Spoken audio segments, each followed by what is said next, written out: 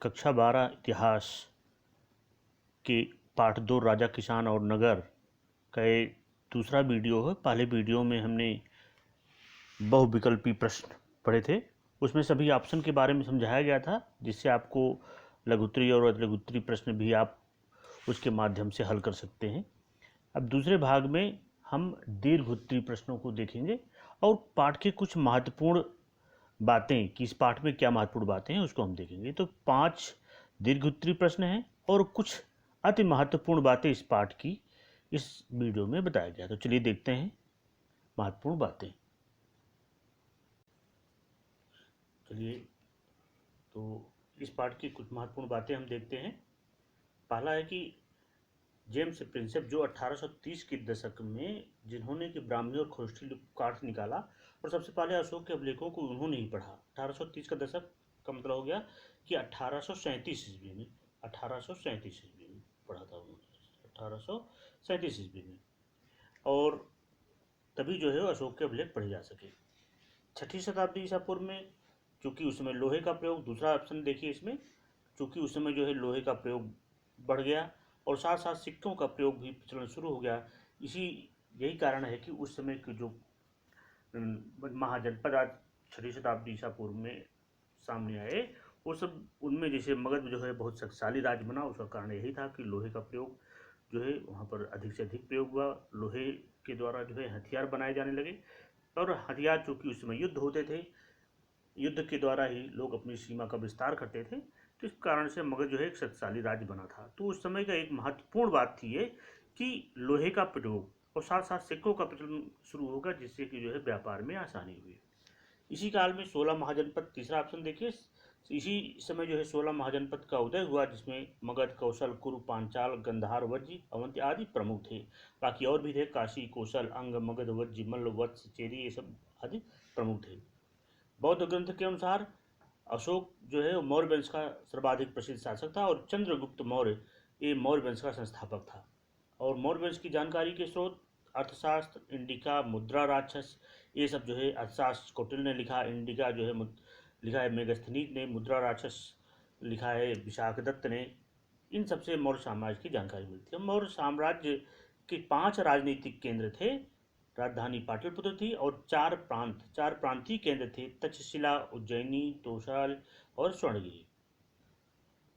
चलिए आगे देखिए, मेगस्थनीज ने अपनी पुस्तक में अपनी पुस्तक इंडिका में उन्होंने लिखा कि जो है 6 एक समिति और 6 उपसमिति का उन्होंने अपनी पुस्तक में उल्लेख किया है। 1 समिति और 6 उपसमिति का उल्लेख किया है और उसमें उन्होंने सेना के बारे में बताया कि सेना की गतिविधियों के संचालन के लिए इसमें जैसे नौसेना का यातायात है, खान पान, पैदल सैनिकों का रख रखाव कैसे रहते थे, उसके बाद अश्वरोही, रथरोही जो है तथा हाथियों का संचालन किस प्रकार से होता था, इन सब के बारे में मेगस्थनीज ने अपने पुस्तक में लिखा है।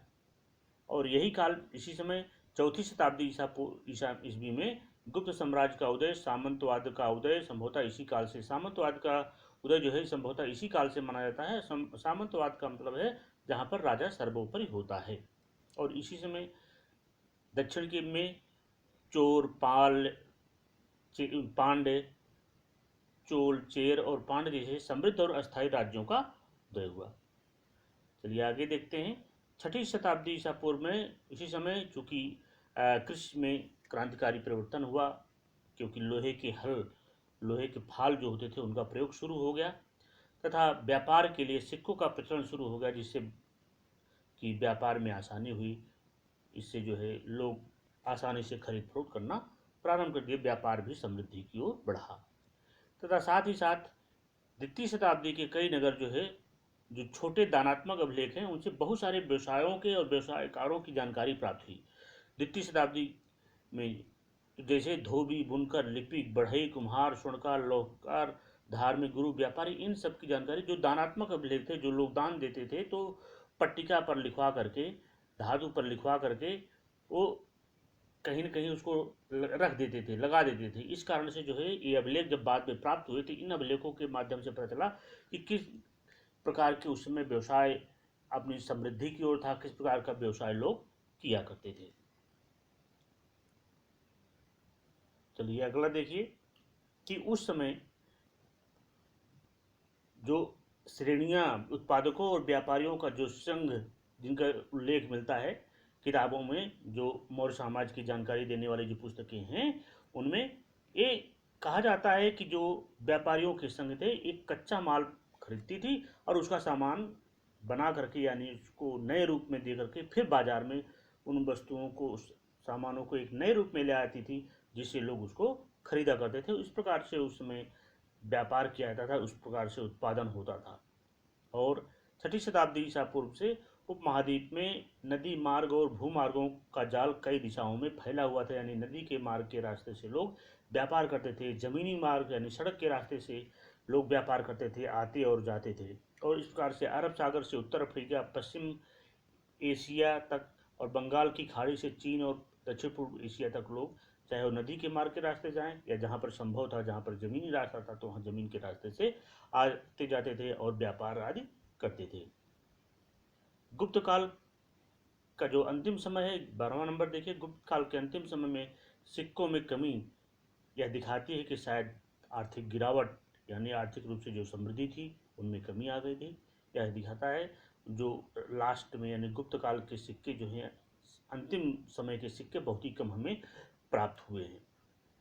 अभिलेखी साक्ष्य इतिहास के प्रमुख स्रोत हैं, जो अभिलेखी साक्ष्य होते हैं, और इन साक्ष्यों के माध्यम से हम बीते काल की भाषा, राजा का नाम, कब से कब तक जो है उन्होंने शासन किया, संदेश, कोई विशेष बातें, जैसे अशोक ने अपने अभिलेखों के माध्यम से संदेश दिया था अपने अधिकारियों के लिए, धर्म का प्रचार किया था, उसमें राजा का नाम, उनकी उपाधि का नाम, बहुत सारी जानकारी अभिलेखों के माध्यम से हमको प्राप्त होती है। लेकिन अभिलेखों में कुछ कमियां भी होती हैं, कुछ सीमाएं होती हैं। 14 नंबर देखिए, इसमें कुछ सीमाएं होती हैं, जैसे अगर अक्षर जो है हल्के ढंग से उस पर उकेरे गए हैं तो उससे हमको सही जानकारी नहीं प्राप्त हो पाती। अगर अभिलेख टूट गए हैं या कोई अक्षर लुप्त हो गए हैं तो उनका अर्थ निकालना भी बड़ा मुश्किल हो जाता है, और उनकी भाषा को समझना भी, जैसे अशोक के अभिलेख थे खरोष्ठिली ब्राह्मी लिपि में लिखे गए, उनको पढ़ना भी जाकर के 1837 में जेम्स प्रिंसेप उनको पढ़ पाए, तब जाकर के उनके इतिहास की जानकारी हमको अधिक रूप से प्राप्त हो पाई। इसी प्रकार से कुषाण शासक, जो कि देव, अपने आप को देवतुल्य मानते थे, और चीनी शासकों को देख करके, चूंकि चीनी शासक अपने नाम के आगे स्वर्गपुत्र लगाते थे, इसलिए उन्होंने अपने नाम के आगे देवपुत्र उपाधि लगाना प्रारंभ किया। ये भी बात की जानकारी हमको प्राप्त होती है। ये सब चीज़ें जो है इस पाठ के कुछ महत्वपूर्ण बातें हैं, जिनके माध्यम से आप लघुत्तरीय प्रश्न का उत्तर दे सकते हैं। और अब देखते हैं हम पहला प्रश्न, जो कि दीर्घोत्तरीय प्रश्न है। उनमें पहला प्रश्न, महाजनपद की कुछ विशिष्ट जो अभिलक्षण है उनका वर्णन आपको करना है, यानी कि आपको विशेषताएं बतानी है कि महाजनपद की विशेषताएं क्या थी। तो महाजनपदों की कुछ विशेषताएं कि महाजनपद का विकास 600 ईसा पूर्व से 300 ईसा पूर्व के बीच हुआ, बिल्कुल सही है। दूसरा है कि महाजनपद की संख्या 16 थी, लेकिन उसमें 12 राजतंत्री और 4 गणतंत्री राज थे। इसी समय से गणतंत्र की शुरुआत मानी जाती है। और तीसरा है, महाजनपदों को प्राय लोहे के बढ़ते प्रयोग और सिक्कों के विकास के साथ जोड़ा जाता है, कि उसी समय जो है लोहे का खूब अधिक से अधिक प्रयोग हुआ और सिक्कों का विकास हुआ। चौथा ऑप्शन देखिए कि ज़्यादातर महाजनपद थे उन पर राजा का शासन होता था, लेकिन गढ़ और संघ के नाम से प्रसिद्ध राज्यों में अनेक लोगों का समूह शासन करता था, क्योंकि इसलिए कहा गया कि 4 गणतंत्रीय राज थे और 12 राजतंत्रीय राज थे। और गणराज्यों में भूमि सहित अनेक आर्थिक स्रोतों पर गण के राजाओं का सामूहिक नियंत्रण होता था। महाजनपद की एक राजधानी होती थी जो प्रायः किलेबंद होती थी, तथा महाजनपदों में ब्राह्मणों ने लगभग 6ठी शताब्दी ईस्वी पूर्व में संस्कृत भाषा में धर्मशास्त्र नामक ग्रंथों की रचनाएं शुरू कर दी थी। ये सब महाजनपद की विशेषताएं हैं। अगर परीक्षा में आता है तो आपको इन बहुत ही महत्वपूर्ण बातों के आधार पर आप अपनी बात को लिख सकते हैं। मौर्य प्रशासन की प्रमुख विशेषताएं क्या थी, ये हमारा अगला प्रश्न है कि मौर्य प्रशासन की हमारी विशेषताएं क्या थी। तो मौर्य प्रशासन, चूँकि उसमें केंद्रीय शासन होता था, और केंद्रीय शासन में राजा का नियंत्रण विधायिका पर, कार्यपालिका पर, न्यायपालिका, सेना तथा वित्त पर होता था। इसके अलावा दूसरा ऑप्शन है कि प्रांतीय शासन था, और प्रांतीय शासन का मतलब है कि प्रांतीय शासन कई प्रांतों में बांटा गया था, प्रांतीय शासन को कई बांटों में बांट दिया गया था। उसके बाद तीसरा है स्थानीय शासन। स्थानीय शासन पाटलिपुत्र नगर का शासन 30 सदस्यों के एक आयोग द्वारा किया जाता था। स्थानीय शासन में 30 सदस्यों के आयोग के द्वारा जो है पाटलिपुत्र नगर का शासन 30 सदस्यों के एक आयोग द्वारा किया जाता था। यह उनका वहाँ का स्थानीय शासन था। एक केंद्रीय शासन होता था, फिर उनके नीचे प्रांतीय शासन होता था जिसमें कई प्रांत थे, फिर स्थानीय शासन होता था, हर नगर का स्थानीय शासन होता था। जैसे पाटलिपुत्र था तो पाटलिपुत्र में 30 सदस्य का एक आयोग वहाँ पर शासन करता था, कि आयोग के द्वारा वहाँ पर शासन 30 सदस्यों के आयोग के द्वारा शासन किया जाता था। चलिए आगे देखते हैं। चौथा है कि मौर्य साम्राज्य के 5 प्रमुख राजनीतिक केंद्र थे। मैंने पहले बताया कि उसकी एक राजधानी पाटलिपुत्र और 4 प्रांत तक्षशिला, उज्जैनी, तोसाले और स्वर्णगिरी। कानून और व्यवस्था जो है बहुत ही अच्छी थी। मौर्य साम्राज्य की संगठित सेना थी। संगठित सेना के कारण से जो है मौर्य साम्राज्य बहुत ही अधिक फला फूला। और धर्म प्रचार के लिए धर्म महामात्र की नियुक्ति की गई थी। गुप्तचर विभाग बहुत ही सुदृढ़ था और इसके जो है अधिकारी होते थे, और जितना अधिक जिस शासन का गुप्तचर विभाग जितना अधिक अच्छा होगा वहाँ पर शासन व्यवस्था उतनी ही अच्छी होगी।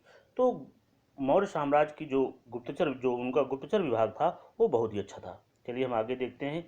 प्रश्न नंबर 3 है कि अशोक के धर्म के बारे में लिखें, उनके बारे में बताइए। तो अशोक के धर्म, क्योंकि कलिंग युद्ध के बाद अशोक ने अपने धर्म का बौद्ध धर्म धारण किया, उसका प्रचार किया और उसने कहा कि मैं कभी शस्त्र नहीं उठाऊंगा। तो अशोक के धर्म में कहा गया कि वह बड़ों का आदर करना चाहिए, सन्यासियों और ब्राह्मणों के प्रति उदारता बरतनी चाहिए तथा सेवकों और दासों के प्रति उदार व्यवहार करना चाहिए, दूसरों के धर्म और परंपराओं का आदर करना चाहिए तथा इन्होंने धम्म महामात्र की नियुक्ति की अशोक ने, जिससे धम्म का प्रचार किया जा सके। चलिए देखते हैं अगला प्रश्न। प्रश्न नंबर 4, 6ठी शताब्दी ईसा पूर्व से 6ठी शताब्दी तक कृषि क्षेत्र में हुए परिवर्तनों का उल्लेख कीजिए। कि 6ठी शताब्दी ईसा पूर्व से 6ठी शताब्दी ईस्वी तक कृषि के क्षेत्र में क्या परिवर्तन हुए। पहली चीज़ कि लोगों ने जो है हल का जो लोहे के फाल वाले हल, लोहे के फाल वाले हल का प्रयोग करना शुरू कर दिया उन्होंने, जिसमें लोहे के फाल होते थे। लोहे के फाल के कारण से जो है उपज की पैदावार जो है बढ़ गई, यानी कृषि उत्पादकता बढ़ गई। साथ ही साथ गंगा की घाटी में धान की रोपाई शुरू कर दी। गंगा की घाटी में धान की रोपाई शुरू हो गई। इसके अलावा सिंचाई के लिए कुआं, तालाब और नहरों का प्रयोग बढ़ गया। सिंचाई के लिए जो है कुआं आदि का प्रयोग बढ़ गया। कुआं, तालाब, नहर, ये सब चीज़ें जो है वो इनका प्रयोग उन्होंने करना प्रारंभ कर दिया। इसके अलावा जो कुछ ऐसे क्षेत्र थे जो जहाँ पर अर्धशुष्क जमीन वाले, वहाँ पर जैसे पंजाब हो गया, राजस्थान हो गया, यहाँ पर कुदाल का प्रयोग शुरू कर दिया। तो कहने का मतलब हो गया कि कुदाल का भी प्रयोग प्रारंभ हो गया इस समय। इस कारण से 6ठी शताब्दी ईसा पूर्व से 6ठी शताब्दी ईस्वी तक कृषि के क्षेत्र में बहुत ही अधिक परिवर्तन हुआ। बहुत ही कृषि जो है कृषि में पैदावार बढ़ी आगे तथा उपज बढ़ने से जो साधन है उसमें साधनों का विस्तार हुआ, जिससे उपज बढ़ सके। और धीरे धीरे जो है जो जमींदार थे, जिनके अंदर गांव के लोग रहते थे, जिनके अंदर जो किसान रहते थे, जिनके ऊपर किसानों के ऊपर उनका नियंत्रण होता था, वो और अधिक शक्तिशाली होते, यानी जो बड़े जमींदार थे जिनका प्रभुत्व किसानों पर रहता था, वो और अधिक प्रभावशाली हो गए तथा इस शासक वर्ग ने भूमिदान के द्वारा कृषि के नए क्षेत्रों में प्रोत्साहित करने की नीति को अपनाया। इस शासक वर्ग ने भूमिदान शुरू किया, भूमि को दान देना, और भूमिदान इसलिए किया कि किसानों को जमीन को दान दिया जाए, जिससे जो है उपज में उत्पादन, जब उनको ज़मीन मिल जाएगी तो वे अपनी ज़मीन में अधिक से अधिक उत्पादन बढ़ाने के लिए अधिक से अधिक प्रयास करेंगे। और उन्होंने कृषि के नए क्षेत्र में लोगों को प्रोत्साहित करने के लिए जो है इस चीज़ को अपनाया। कि उनको भूमिदान देना शुरू कर दिया, जिससे अधिक से अधिक उत्पादन हो सके। चलिए देखते हैं अगला प्रश्न, प्रश्न नंबर 5। अभिलेख शास्त्रियों की प्रमुख समस्याएं क्या थी? अभिलेख शास्त्रियों की प्रमुख समस्याएं क्या थी? तो अभिलेख शास्त्रियों की प्रमुख समस्याएं थी कि अभिलेखों को उनको पढ़ने में उनको बड़ी कठिनाई होती थी, क्योंकि उस समय जो है उस समय के अभिलेखों में जो लिपि का प्रयोग किया गया है वो हर जगह पर एक नहीं है। कहीं पर कोई लिपि का प्रयोग किया गया है, कहीं पर किसी लिपि का, जैसे हमने देखा कि अशोक के अभिलेख में कहीं पर ब्राह्मी लिपि है तो कहीं पर खरोष्ठी लिपि है। और उसके पहले जैसे हड़प्पा सभ्यता है, तो हड़प्पा सभ्यता में तो जो लेख था वो अभी तक पढ़ा ही नहीं जा सका है। और कुछ अभिलेखों में एक ही राजा के अलग अलग नाम, अलग अलग उपाधियाँ प्रयोग होती थी, इसलिए वही राजा है, कहीं पर कोई उपाधि दी गई है, कहीं पर कोई उपाधि दी गई है कि वही राजा है। तो अभिलेख शास्त्रियों को उनको पढ़ने या उनका अर्थ निकालने में काफ़ी कठिनाई होती थी, तथा कई बार भिन्न भिन्न भाषाओं और लिपियों का कहीं कहीं पर प्रयोग हुआ है। तो इससे जो है अभिलेख शास्त्रियों को उनको पढ़ने में बड़ी कठिनाई होती थी, क्योंकि एक ही वंश से संबंधित विभिन्न क्षेत्रों में जब कई बार जो है एक ही शासक या उसके वंश से संबंधित लोग जो है बहुत दूर दूर तक फैले हुए हैं, तो वहाँ पर अलग अलग भाषाओं में, अलग अलग लिपियों में अभिलेख प्राप्त हुए, तो इससे भी सामंजस्य बैठाने में काफ़ी कठिनाई होती थी। अगला है, अभिलेख शास्त्री कुछ अभिलेखों पर अंकित लिपि को पढ़ने में असमर्थ होते। मैंने पहले ही बताया कि जैसे हड़प्पा सभ्यता के अभिलेख हैं जिनको पढ़ने में वो अभी तक सफल नहीं हो पाए। अगला है 5वां, प्राय अभिलेखों में प्रयुक्त वाक्यों से उनके अर्थ को समझने में कठिनाई का सामना करना। एक उदाहरण है कि जिससे इसका अर्थ निकालना थोड़ा सा कठिन है कि अशोक की कलिंग विजयोपरांत 13वें शिलालेख में लिखा गया कि 1.5 लाख पुरुषों को निष्कासित किया गया, 1 लाख मारे गए और इससे भी ज़्यादा लोगों की मृत्यु होगी। तो यह भाषा काफ़ी भ्रमात्मक है, भ्रम पैदा करने वाली है कि 1.5 लाख लोगों को निकाल दिया गया और 1 लाख लोग मारे गए और उससे ज़्यादा की मृत्यु हुई। तो 1 लाख मारे गए और इससे भी ज़्यादा की मृत्यु हुई, यह भाषा काफ़ी भ्रम पैदा करने वाली है। तो आज के लिए बस इतना ही। इसमें आप लोगों ने देखा कि बहुत सारे दीर्घ उत्तरीय प्रश्न, 5 दीर्घ उत्तरीय प्रश्न और साथ ही साथ इस पाठ से कुछ महत्वपूर्ण बातें आपको बताई।